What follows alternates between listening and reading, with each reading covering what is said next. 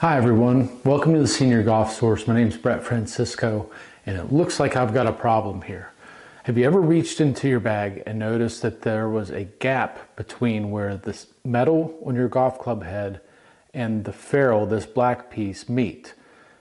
Over time, sometimes if you leave your golf clubs in hot or dry climates, they'll heat up, they'll get cold, and with that, the glue, the epoxy that's inside of this tends to break down, and what will wind up happening is it either flies off in the middle of your shot after impact, or you look in your bag and you're missing a club head. So I'm going to show you how to fix this with remedies around the house. That way you can take care of this. It's totally easy to do, and I'm going to show you some very specific ways on how to go about it.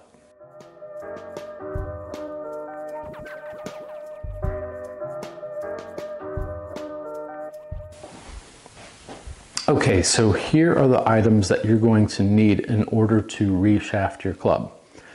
We have odorless mineral spirits that will be used as a lubricant for the grip when we install the new grip. We have a wire fitting brush to help get rid of debris in the hosel. We have a hook blade to help remove the grip that's on the shaft right now. If you're using a metal shaft, a regular blade is okay, but if you're using a graphite shaft, you'll definitely want the hook blade. That way you don't scar up the paint on your shaft. You'll need some sandpaper to abrade the tip of the club or tip of the shaft, and you'll also need epoxy. I like a two-part epoxy, a part A and a part B. Preferably, I use the 3M epoxy that has a PSI rating of 4,500. You can get the job done with a lower PSI rating, but you could very well wind up in the same situation where you're having to reshaft the same club again. So get a strong PSI rating on your epoxy and you shouldn't have to revisit this.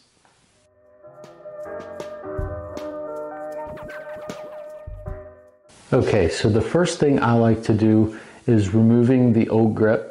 Now, prior to the installation of your shaft that came out, make sure you look at your other irons and look at the orientation of the tape or the logos that are on the shaft and make sure that it matches up. So you can see by the orientation of this grip that the Golf Pride writing is centered down the shaft. So if I were to flip this over, you'll see that the logo on the shaft is underneath. Okay, so aesthetically, if you want to make things look right and perform well, let's make sure that we pay attention to the orientation. So I know when I'm going to install this shaft, when I get everything cleaned up, that the logo is going to go down. All right, so I'll start with the hook blade. I'm going to just simply place it right underneath, and cutting away from me, I'll just move directly down. And you'll find that sometimes there can be a fair amount of tape underneath. Sometimes maybe you took your clubs to another person to re-grip them and they didn't take off the old tape. Now it's pretty important that we remove this. If it's really sticky, you can use like a hair dryer or a heat gun for a couple of seconds, just pass over it and it should come off. In a lot of cases, you can just start it with your fingernails and work it off. This is probably going to be one of the most time-consuming things that you'll need to do, but we do need to clean this off. Okay, so now that I have removed all the grip tape from the butt end of the shaft, I want to make sure that I look down the shaft and see that there is light at the end. So if we look at it here, you can see down the shaft right there where it is free of debris. So I know that from the butt end of the shaft to the tip end of the shaft, there's nothing that's obstructing the inside of it. We don't want anything on the inside because that's going to actually sometimes make it very difficult to install this shaft into a head. It creates an air pocket and it's going to push the shaft continually out. So since this shaft came off just due to the elements of nature, hot and cold, the ferrule itself has been saved. So what I'm going to do is clean up the tip. I'm going to use my sandpaper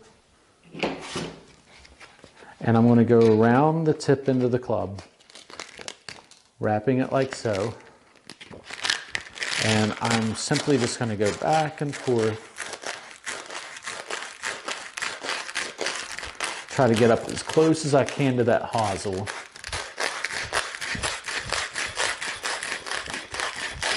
And I should see some of the metal start to shine now. That's how I know I've abraded the metal and gotten the glue off. I want to do this until I have a nice prep tip. Okay, now we're ready to clean out the hosel. If you look down in the hosel itself, you'll see that there is residual glue. And what I'm going to do is just take my fitting brush, I'm going to jam it down inside, and I'm going to slowly work it and twist it right and left, and to the point where some of that debris does come out. And I'm going to do this for a while until I have a fully clean hosel. If you need to, maybe use your light on your phone just to look at and see if there's any debris all the way down at the bottom.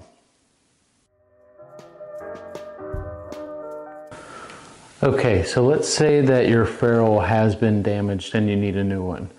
First thing I would say recommended is to jump on Google, look at the manufacturer's website, and you'll be able to tell what size ferrule, and you might even be able to get the ferrules from them. But because this ferrule is good, I'm going to reuse it.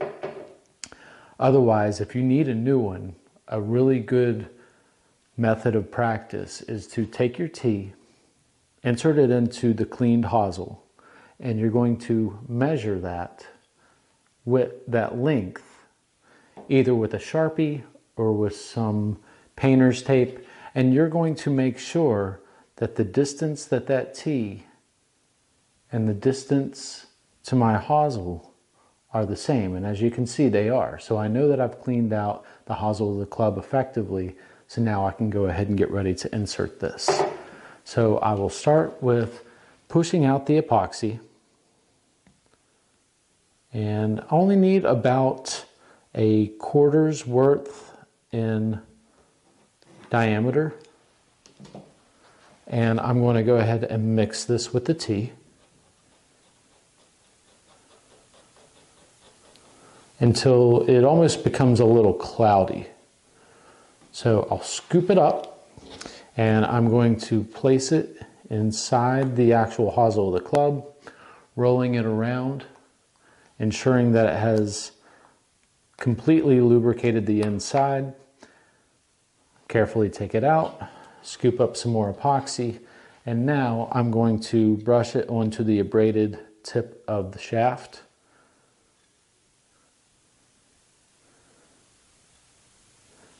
And now when I insert, again, we need to make sure that we get the logo in the right direction, but I always like to put it in with a clockwise rotation. So here I am, I'm getting the logo in the proper spot. So if I'm looking at the club, you can see that the logo is on the underside. So here, there is some extra epoxy that settled. I'm just simply going to clean that off. And for good measure, I like to take this club by the butt end and tap it on the ground just to ensure a nice clean fit. Double check my alignment. Make sure that there isn't any residual epoxy on the ferrule or the hosel. And once I've got that in there, we are good to go. So the next step, I will show you how to install the grip.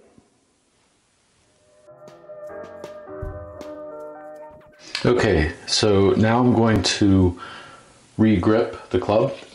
First I want to make sure that my grip tape is not longer than the actual grip itself. Reason behind that is if you make it longer, the tape is going to be exposed down the shaft, and it can get sticky. It can let residue leak down the shaft and make it really sticky, and plus it just looks not professionally done. So I want to make sure that I mark it properly. So looking at the actual grip on the shaft, I want to make sure that the tape does not exceed downward. So now that I know where I need to put it, I'll go ahead and put the tape on. This is a double-sided tape that I got, and I'll first start by putting it on the actual shaft. And as you notice, I've let it extend on the butt end of the club. I did that for a reason, so I don't get any materials down the actual shaft. Now that I've got that in position, I'll go ahead and remove the backing to the tape. So now this is sticky, so I like to use my palm just to kind to get it to adhere to the actual shaft itself. And then I like to twist the end of it and push it in. So now the tape is there. I need to get the mineral spirits, and I'm going to fill it in the mouth end of the grip, and I'm going to place my finger over the hole on the butt end of the grip. That way it doesn't get out. So I'll fill it up. I like to fill it up about a quarter of the way. This part's really important that you get the tape very lubricated, otherwise it's going to stick and it's going to not go on the actual shaft. So if you have to, just for the sake of this video, I'm going to go ahead and just pour some on the actual tape itself. Now that was excessive, but again, just for learning purposes, I'm getting this one here very easy because it is lubricated. So now that I know that it's on there, I'm going to turn it and make sure that it looks like it's in line with my club face. So if you have like any graphics or anything, you want to make sure that the logo of the grip matches up with the leading edge of the club. Outside of that, I've done my job. Now I'm just going to take a T and I'm going to stab it in the end of this just to release if there's any air. I'm going to go ahead, because of the generous amount of fluid that I used, I'm going to wipe down the shaft with a paper towel, wipe off the grip, and I'm going to let this set for at least an hour before I go make any swings with it or hit any balls, but you should be good to go. It does dry faster than an hour, but I always like to just say an hour just to be safe. So there you have it.